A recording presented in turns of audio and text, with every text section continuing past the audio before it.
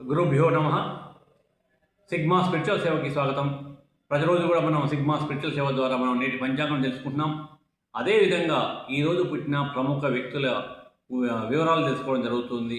వాటితో పాటు నేటి దినానికి అంటే ఈరోజు ఉన్న ప్రత్యేకత కూడా మనం చూస్తూ ఉన్నాం.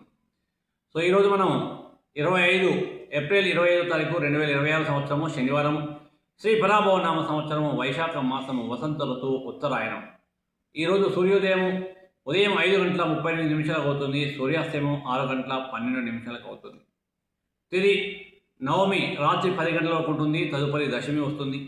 నక్షత్రము రాత్రి 11:29 వరకు ఆశ్లేష నక్షత్రం ఉంటుంది. తదుపరి ముఖ నక్షత్రం రావడం జరుగుతుంది. యోగము రాత్రి 2:56 వరకు గంట ఉంటుంది. తదుపరి వృద్ధి ఉంటుంది. కరణము ఉదయం 10:49 వరకు బాలవ ఉంటుంది. తదుపరి రాత్రి 10 గంటల వరకు కౌలవ ఉంటుంది. దాని తర్వాత నెక్స్ట్ వన్ దాని తర్వాత తైతుల వస్తుంది. శుభ సమయం ఉదయం 7:20 నుండి 7:44 వరకు ఉంటుంది. తిరిగి ఉదయం 9:49 నుండి 12:41 వరకు ఉంటుంది.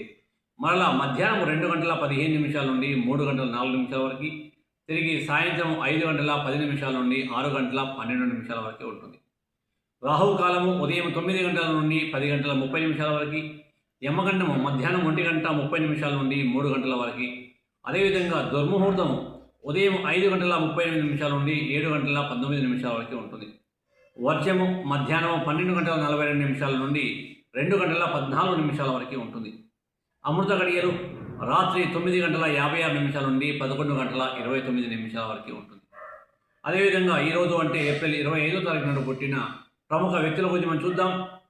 ఈరోజు 1874 సంవత్సరంలో గూగ్లీ ఎల్మో మార్కోని అనే వ్యక్తి జన్మించారు. ఇతను రేడియోని కనిపెట్టిన వ్యక్తి. అదేవిధంగా 1893లో త్యాగబీర్ హేమ్ బార్వా వ్యక్తి జన్మించారు. ఇతను భారత స్వాతంత్ర్య సమర యోధుడు, సామాజిక కార్యకర్త, రచయిత కూడా.